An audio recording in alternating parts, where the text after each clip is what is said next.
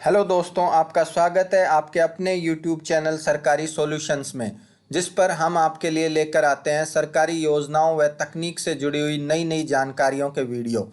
तो दोस्तों, आप हमारे इस चैनल को यदि अभी तक आपने सब्सक्राइब नहीं किया है तो अवश्य सब्सक्राइब कर लें। पिछले वीडियो में दोस्तों हमने आपको बताया था कि बेरोजगारों और श्रमिकों तथा नियोक्ताओं मतलब एम्प्लॉयर्स के लिए राजस्थान सरकार राजस्थान एम्प्लॉयमेंट एक्सचेंज पोर्टल लेकर आ रही है। उस वीडियो में हमने आपको ये बताया था कि ये योजना क्या है, इसका उद्देश्य क्या है तथा यह श्रमिकों, बेरोजगारों और एम्प्लॉयर्स के लिए किस तरह से उपयोगी है। दोस्तों, अब यह पोर्टल प्रारंभ हो गया है। तो पिछले वीडियो में किए गए वादे के मुताबिक हम आपको ये बताएंगे कि आप एक श्रमिक या जनशक्ति के रूप में इस पर पंजीयन कैसे करवा सकते हैं तथा इस पर उपलब्ध अन्य सुविधाओं का लाभ कैसे ले सकते हैं। दोस्तों, आप इस वीडियो को अंत तक अवश्य देखें, क्योंकि आपको अंत में मैं एक आवश्यक बात बताने वाला हूं। यदि आपने अभी तक इस चैनल को सब्सक्राइब नहीं किया है तो सब्सक्राइब अवश्य कर लें। दोस्तों, अभी 5 तारीख को इस राजकौशल पोर्टल का माननीय सीएम साहब ने इनॉग्रेशन किया था। जैसा कि आप इस न्यूज़ में देख सकते हैं, जो 6 तारीख को विभिन्न न्यूज़पेपर्स में आई थी। दोस्तों, यदि आप ई मित्र कियोस्क ओनर हैं तो आप अपने ई मित्रा पर नई सर्विस आई है वो आप देख सकते हैं। जब आप यूटिलिटी सेक्शन में राज के डालेंगे तो आपको राज कौशल के नाम से 2 सर्विस दिखेंगी। एक है एम्प्लॉयर के रजिस्ट्रेशन के लिए और दूसरी है लेबर या मैन पावर के रजिस्ट्रेशन के लिए। तो यदि आप ई मित्र कियोस्क ओनर हैं तो आप इस सर्विस के माध्यम से किसी भी नागरिक का पंजीयन कर सकते हैं। और दोस्तों, यदि आप ई मित्र कियोस्क पर नहीं जाना चाहते तो आपके पास ये भी विकल्प है कि आप इस योजना में पंजीयन स्वयं घर बैठे करवा सकते हैं। तो हम आपको चूंकि ई मित्रा कियोस्क ओनर हैं उनके लिए भी वही फॉर्म खुलता है जो घर पर यदि आपको करना है, तो इसलिए ये वीडियो ई मित्र कियोस्क धारक और खुद से जो करना चाहते हैं उन दोनों के लिए समान रूप से उपयोगी है। तो आप इसको अंत तक जरूर देखें। तो दोस्तों, अब हम आपको बताते हैं कि ये पोर्टल कैसा दिखता है और इस पर एक लेबर के रूप में या एक मैन पावर के रूप में, एक अनएम्प्लॉयड के रूप में आपको पंजीयन कैसे करवाना है। दोस्तों, इस पोर्टल की URL rajkaushal.rajasthan.gov.in है। मैं इसका लिंक डिस्क्रिप्शन में भी दे दूंगा। तो आपको किसी भी ब्राउज़र में rajkaushal.rajasthan.gov.in डालना है तो आपको ये पोर्टल खुल जाएगा। इस पोर्टल का पहले एक बार हम लुक एंड फील देख लेते हैं। ऊपर इसमें लिखा हुआ है राज कौशल राजस्थान लेबर एम्प्लॉयमेंट एक्सचेंज। यहाँ पर आप सेवाएं में आप जाते हैं तो आपको महत्वपूर्ण जानकारियों का एक डॉक्यूमेंट मिलता है जिसके बारे में हम पिछले वीडियो में आपको बता चुके हैं। जब आप राज कौशल योजना में जाते हैं तो यहाँ पर आपको इस योजना के उद्देश्य के बारे में पता चलता है कि इसका उद्देश्य क्या है। इसके बारे में हम आपसे डिटेल में पिछले वीडियो में बता चुके हैं। संपर्क करें पर संपर्क का दिखता है और साइट का मैप दिखता है। तो यदि हम मेन पृष्ठ पर वापस जाते हैं और देखते हैं, यहाँ पंजीयन करें जिस पर जाकर आप SSO ID बना सकते हैं और SSO में लॉगिन करने के लिए आप यहाँ से साइन इन कर सकते हैं। नीचे यदि आते हैं तो इन्होंने 2 तरह की सेवाएं बताई हैं। एक श्रमिक और जनशक्ति के लिए है, जिस पर श्रमिक या मैन पावर को पंजीयन या नौकरी तलाश करने के लिए क्लिक करना है। दूसरा ऑप्शन एम्प्लॉयर या नियोक्ता के लिए है, जिसमें नियोक्ता अपनी आवश्यकता दर्ज करने के लिए जा सकता है और सर्च करने के लिए जा सकता है मैन पावर को।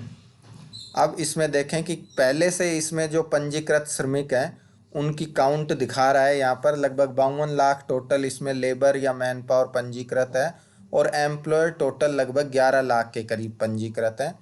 फिर इन पंजीकृत लेबर्स का क्लासिफिकेशन दिया हुआ है कि इनमें से माइग्रेंट 13 लाख के करीब हैं। BO सब CW में जो रजिस्टर्ड हैं कंस्ट्रक्शन लेबर हैं वो लगभग 22 लाख हैं। एम्प्लॉयमेंट डिपार्टमेंट के पोर्टल पर जो रजिस्टर्ड हैं वो लगभग 12 लाख हैं। जिन्होंने RSLDC से कोई ट्रेनिंग कोर्स किया है वो लगभग 3,37,000 हैं। जिन्होंने ITI से कोई डिप्लोमा किया है किसी ट्रेड में वो लगभग 1,21,000 और नए पंजीयन अभी तक 91 है। फिर एम्प्लॉयर यदि देखें तो वो बिजनेस रजिस्ट्रेशन नंबर के आधार पर और यूएन के आधार पर है। नीचे रोजगार हैं, चूंकि पोर्टल अभी शुरू हुआ है तो यहाँ पर एम्प्लॉयर्स ने रोजगार डाले नहीं है, इसलिए इसमें अभी रोजगार दिख नहीं रहे हैं। अब इसमें इस वीडियो में हम बेसिकली आपको लेबर या मैन पावर से संबंधित जो इस पर सुविधाएं हैं या रजिस्ट्रेशन करवाना है उसके बारे में बताएंगे। एम्प्लॉयर से संबंधित वीडियो हम अगला वीडियो लेकर आएंगे, उसमें आपको बताएंगे। तो यदि आप श्रमिक जनशक्ति वाले ऑप्शन पर क्लिक करते हैं तो ये आपको एसएसओ पर लेकर जाता है। एसएसओ में आपको अपनी एसएसओ आईडी के माध्यम से लॉगिन करना है। यदि आपके पास एसएसओ आईडी नहीं है तो आप एसएसओ आईडी बना सकते हैं। एसएसओ आईडी कैसे बनाते हैं इसका एक बहुत ही आसान सा वीडियो हमने बनाया हुआ है, उसका लिंक हम डिस्क्रिप्शन में दे देंगे। आप उस वीडियो को देखें और अपनी एसएसओ आईडी बनाएं। उसके बाद एसएसओ आईडी से आप लॉगिन करें। जब आप पहली बार श्रमिक वाले ऑप्शन पर क्लिक कर कर आएंगे तो आपको फर्स्ट टाइम पर ये एक दिखाई देगा डैशबोर्ड, जिस पर आप देख सकते हैं कि एक तो आपका पंजीयन का है कि आप एज ए लेबर या मैन पावर रजिस्ट्रेशन कर सकते हैं, या आप अपने पंजीयन को अपनी एसएसओ आईडी से लिंक कर सकते हैं। मतलब यदि आपने अपना registration as a manpower पहले ई मित्रा पर जाकर करवा लिया है तो फर्स्ट टाइम जब आप आएँ तो आप इस ऑप्शन का उपयोग करें और आपके पंजीयन को अपनी एसएसओ आईडी से लिंक कर लें, ताकि जो और ऑप्शन इसमें आपको मिलेंगे उन ऑप्शंस का आप फ़ायदा उठा सकें। तो यदि आपने पंजीयन ई मित्रा से करवा लिया तो आपको इस ऑप्शन को क्लिक करना है। यदि आपने ई मित्रा से पंजीयन पहले नहीं करवाया है और आप अभी रजिस्ट्रेशन करवाना चाहते हैं तो आपको इस वाले ऑप्शन का उपयोग करना है। इस पर जैसे ही आप क्लिक करेंगे तो राज कौशल में चूंकि कुछ डेटा पहले से डाला हुआ है, जैसा हमने डैशबोर्ड पे बताया था, तो यहाँ पर आपको खुद को वेरीफाई करना है। आपको सर्च करना है कि आपका रिकॉर्ड राज कौशल के डेटा में पहले से है या नहीं है। तो यदि आपका रिकॉर्ड होगा तो आपकी इन्फॉर्मेशन यहाँ पर आ जाएगी, यदि नहीं होगा तो आपको नया रजिस्ट्रेशन करने के लिए भी अलाउ कर दिया जाएगा। यहाँ पर आपको आधार नंबर और मोबाइल नंबर दोनों इनपुट कर कर राज कौशल के डेटा में तलाश करें, इस बटन पर क्लिक करना है। तो आपके आधार से जो मोबाइल नंबर जुड़ा हुआ है उस पर एक ओटीपी जाएगा, उस ओटीपी से आप वेरीफाई कर देंगे। उसके बाद आपको ये फॉर्म खुल जाएगा।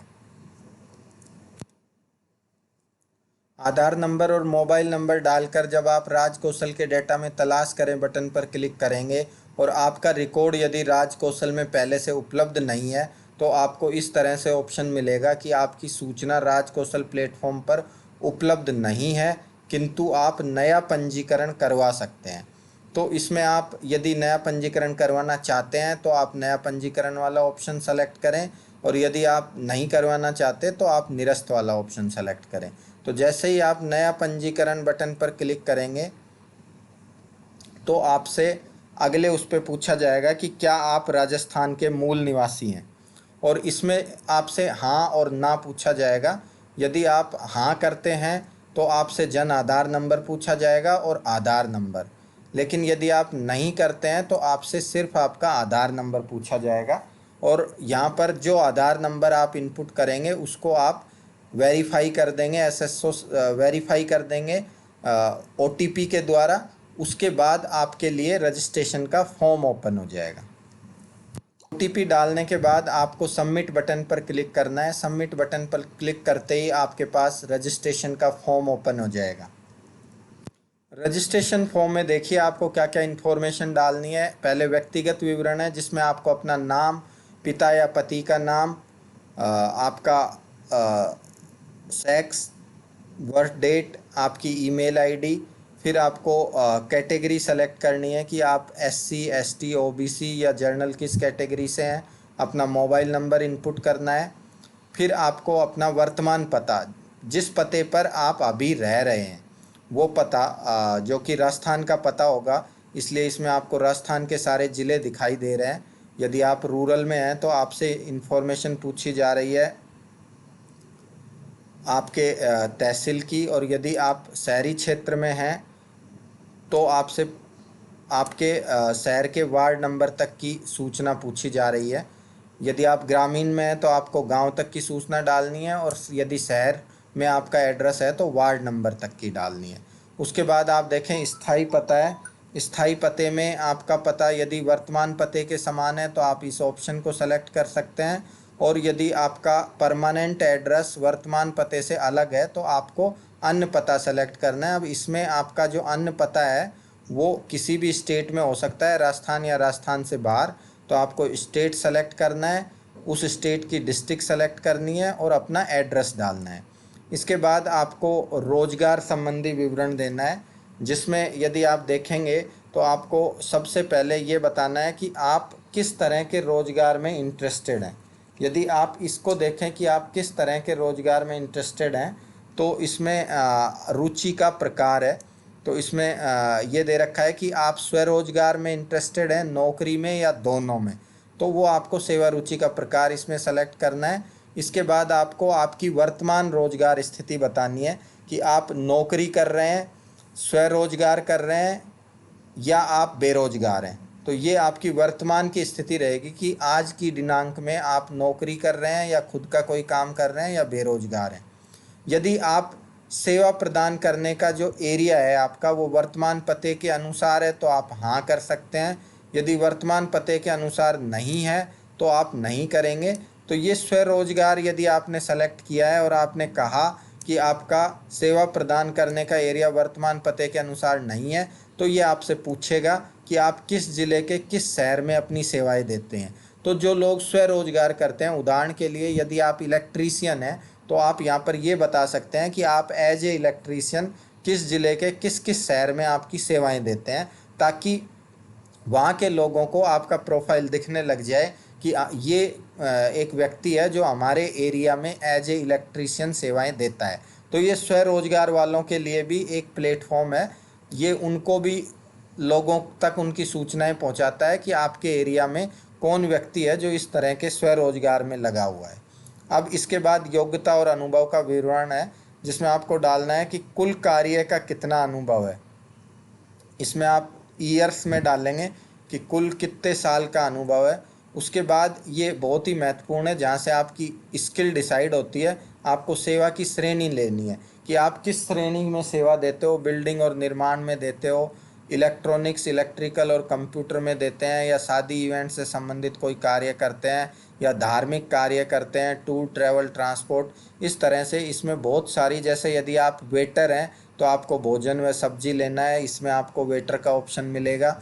जैसे हम एक बार देख लेते हैं कि भोजन और सब्जी में क्या क्या आ रहा है। खाद्य पदार्थों के स्ट्रीट वेंडर इसमें है, वेटर है, टिफ़िन सेंटर है, पान की दुकान, बेकरी, खाद्य उत्पादन एवं प्रसंस्करण, फूड प्रोसेसिंग की का कार्य है। उसके बाद आप देखें बिल्डिंग और निर्माण, तो इसमें भी बहुत सारे कार्य के प्रकार हैं, जिनमें आप देखें लुहार, बढ़ई, इलेक्ट्रीशियन, फिटर, चौकीदार, मजदूर, मिस्त्री।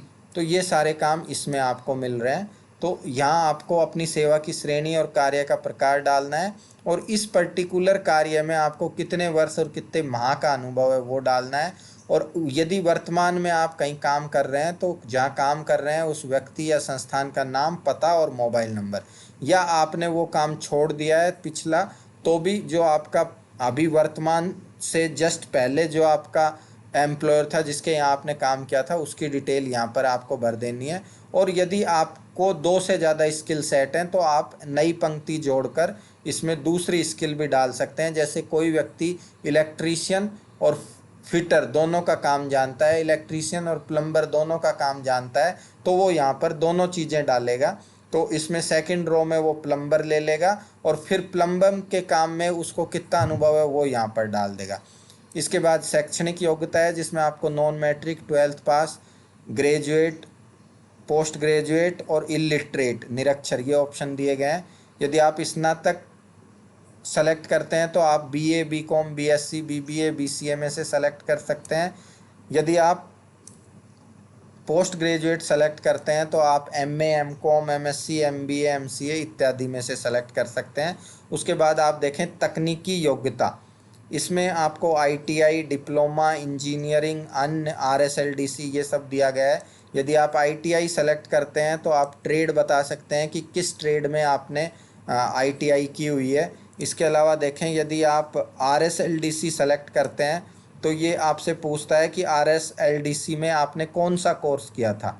तो इसमें आपको सेक्टर सेलेक्ट करना है और उस सेक्टर में जो कोर्स आपने किया था वो कोर्स आपको सेलेक्ट करना है। तो सेक्टर सेलेक्ट करने के बाद अगली कोर्स में आपको उस सेक्टर से संबंधित जो कोर्स चलाए जाते हैं RSLDC द्वारा वो दिख जाएंगे, वो आपको सेलेक्ट करने हैं। यहाँ पर यदि आप कोई डिप्लोमा लेते हैं तो आपको आगे बढ़ जाना है कि आपका डिप्लोमा के केस में या इंजीनियर के केस में आपको और कोई इन्फॉर्मेशन नहीं डालनी है, सिर्फ डिप्लोमा, इंजीनियर या अन्य आप लेते हैं तो भी आपको कोई इन्फॉर्मेशन नहीं डालनी है।